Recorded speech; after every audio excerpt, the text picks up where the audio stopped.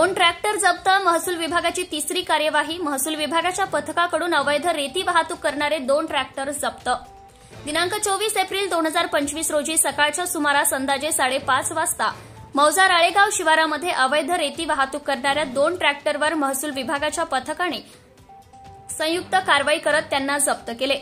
सदर कारवाई मंडळ अधिकारी गाईड चव्हाण यांच्या नेतृत्वाखाली पार पडली. त्यांच्यासोबत ग्राम महसूल अधिकारी अनिल ओंकार नागठाणा, सौरभ तुमस्कर राळेगाव खंड क्रमांक 1 व अनिकेत शिरभाते सरई यांचा समावेश असलेल्या पथकाने अवैध रेती वाहतूक रोखण्यासाठी तात्काळ कार्यवाही करत सदर वाहने ताब्यात घेतली.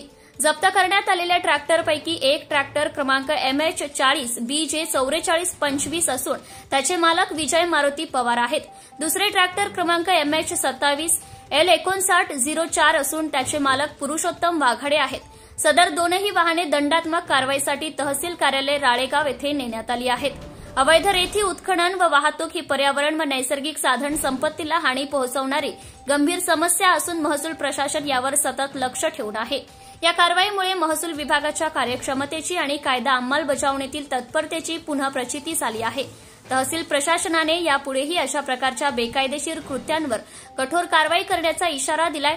अगोदर अवैध रेती वाहतुकीची बातमी नव स्वराज्य न्यूजने प्रकाशित केली होती, तेव्हापासून महसूल प्रशासनाची ही तिसरी कार्यवाही दिसत आहे. Bureau reporter Jitendra Khode, Navswarajya news प्रतिनिधी, Yavatmal. Subscribe now and press the bell icon. Never miss an update.